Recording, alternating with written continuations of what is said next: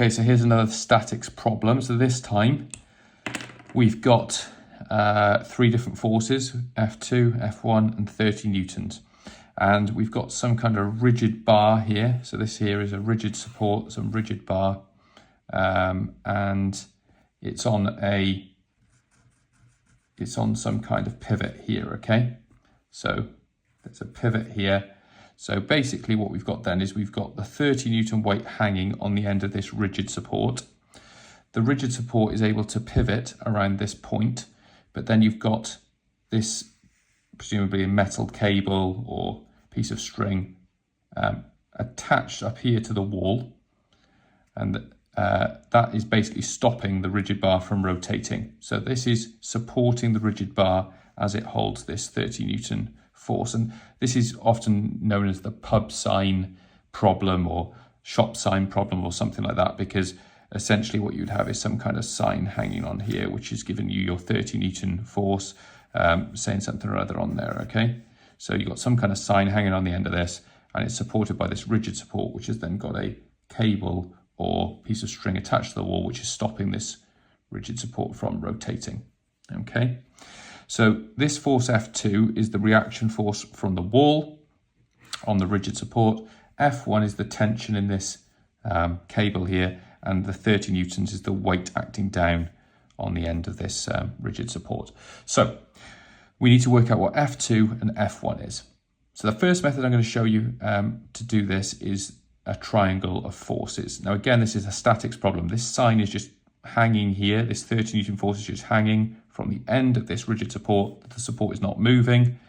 Therefore, the whole system's in equilibrium. So we know that the total resultant force is going to be 0.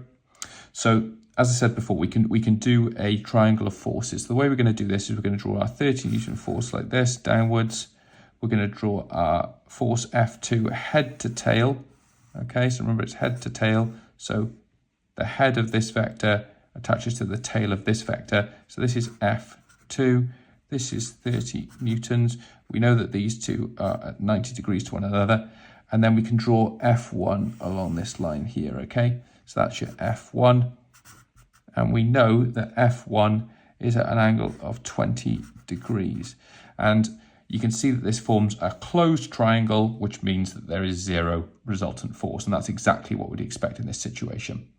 Okay, so the next thing we've got to do is work out what F1 is and what F2 is.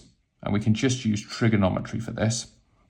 It's just a GCSE trigonometry problem now. So we know that F1 forms the hypotenuse of this triangle. The 30 newtons is opposite the angle, and the F2 force is adjacent to the angle.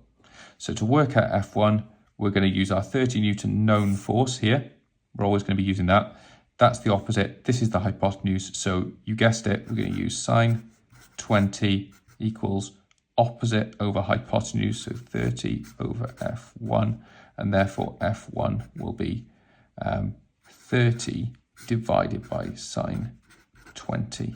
Okay, 30 divided by sine 20, and if you work that out, you're going to get 87.7 newtons, but since these are both two significant figures, we'll round this to 88 newtons, okay? So that's F1 sorted. Now the next thing we're going to do then is we're going to work out F2. Now F2, again, we're going to use this 30 Newton force here. We could use this force to work out F2, but we might say, well, maybe I made a mistake when I calculated this, so it's safer to use this one because we know this. So we're going to use the opposite and the adjacent. So now we need to use tan. So tan of 20, tan of that angle is equal to opposite over adjacent, so 30 over F2. And then if we rearrange that, we get F2 is equal to 30 over tan 20. Okay, and when you work that out, you're going to get 82.4. Okay, let me just double check that. So 30 divided by tan 20 gives you 82.4. Okay, but again, if we want to round it to two significant figures to match with the data that we used.